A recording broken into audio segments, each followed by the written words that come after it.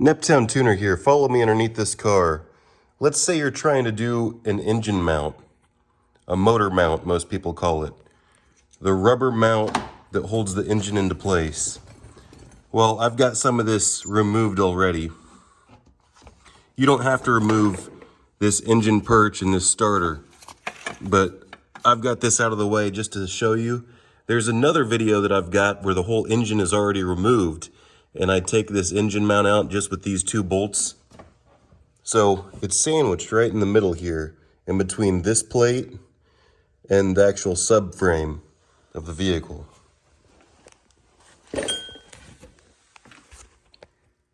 We've got those two rusty bolts right there holding the actual mount in this way. But we've also got these two long bolts right here on the bottom. These two bolts that I just showed you bolt into this plate. So to replace this engine mount, we got to take these two bolts out and those two big bolts out. Well, like I said, in a video that I showed you with the engine removed, I just went ahead and sneaked this out, this motor mount out, with this plate still installed, with these two bolts still installed. And here's why. I was able to get this bolt out right here, but you see, this bolt just stripped. It's down here on the bottom of the vehicle, constantly getting splashed on by water, and it's not stainless steel or nothing fancy, and it rusts the inside out. And those are just tiny little points, little 12 points, and when those get too rusty, they get brittle, and nothing's gonna get them out. I tried my best technique, and it just spun. You see how tiny that fastener is? That should be like a 16 millimeter, or at least a 13 millimeter, but no, they chose the triple square right there. And I didn't use my quarter drive. I stepped up to this 3/8 bit right here. It's still very undersized for the size bolt. Let me show you the bolt. I was able to get this one loose, and this is what it looked like on the inside. But this one here was a little bit worse. So some people would say, put some heat on the nut side of it. Let's take a look at the nut side of it. So this is the nut side of it. This is the bellow boot for the rack and pinion. And you're not really gonna be able to get any heat on that. Yeah, maybe you could take this boot loose and push it back and try to do something. You're getting way too off track if you go doing all that. Then you gotta get the correct boot clamp back on it, and you're already right there on the rack and pinion seals and stuff. That's just a bad situation, and we're gonna have to figure something out to get this bolt out. We're either gonna have to get that bolt out, or we're gonna have to remove the engine and sneak the motor mount out like I showed in that other video. But I'm gonna show you a different technique to get that out. I'm gonna weld a nut to the end of that bolt. First, I hit it with that wire brush. Of course, I hit it with that wire brush before I even put the socket in it, just to try to clean it up. And also, when I put the socket in it, I tapped it into place with my brass hammer. And you can tell when it fully seats flush, it gives that thud sound. You know it's finished. So it stripped out despite all my valiant efforts, and then I cleaned it up even better with the wire brush. And then you take the file out, and then I filed the face of it to try to get a good connection there, because we're about to stick weld a nut on the end of it. Not just any nut, you gotta find the perfect size nut. Let me show you. You see, I didn't want to go any bigger than this, because this I could tell would fit on there, but I took my rotary grinder, and you see how I beveled that edge? So now it fits perfectly on that beveled edge. Just like so. See how it sits flush? Now this side I did not bevel. So that's what it felt like before. Now I'm going to apply the stick weld inside the middle of the nut. I think I'm going to use a 3/32 rod, and I'm probably going to step it down to, I'll go to 105. And you might want to disconnect your battery for this, and you want the ground as clean and as close to your weld as possible. And this is not for the faint of heart. I'm trying it out for you all.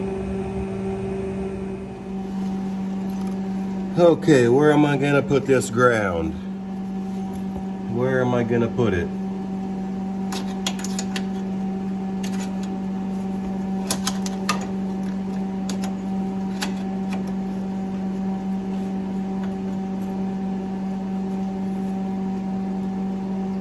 I think that fits good enough. Now,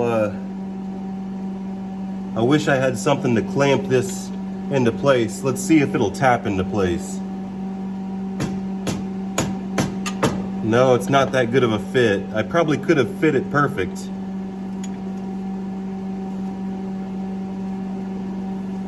Tell you what, I think I'm just gonna wing it like I normally do. Now I'm using a 3/32 rod. The welder's already going. I'm gonna put my gloves on, my mask on.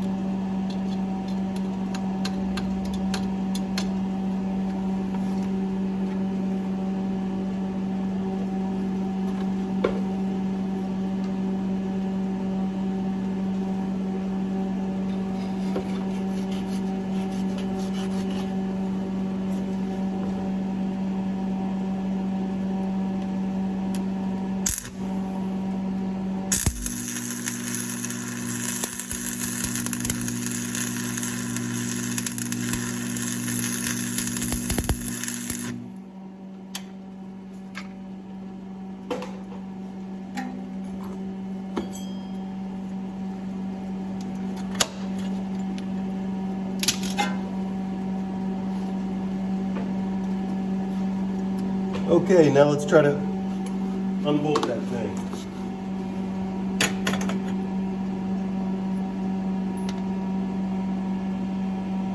Well, that didn't work at all.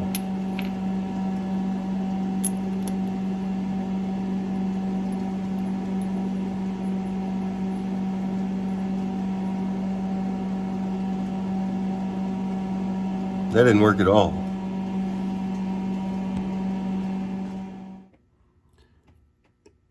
Okay, so I didn't get very good penetration at all. I'm gonna clean it out and retry.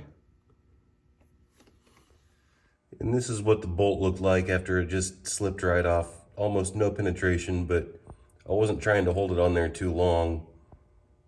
You know what I'm saying? We'll try again. Okay, let's go in on this again. I'm gonna go more heat this time. Welder on. Go up to 135.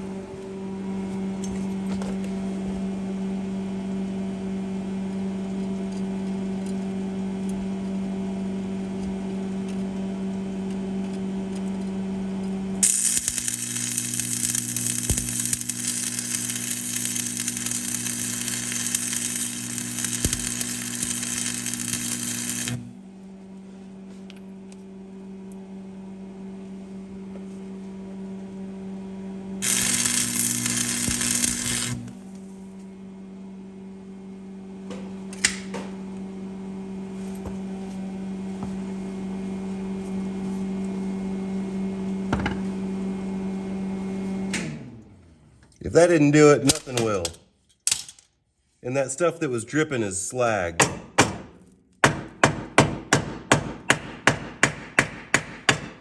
All right, that should come off no problem. Pretty firm. Let's go ahead and just zip it out with this impact. Does it fit? That's not gonna fit, is it?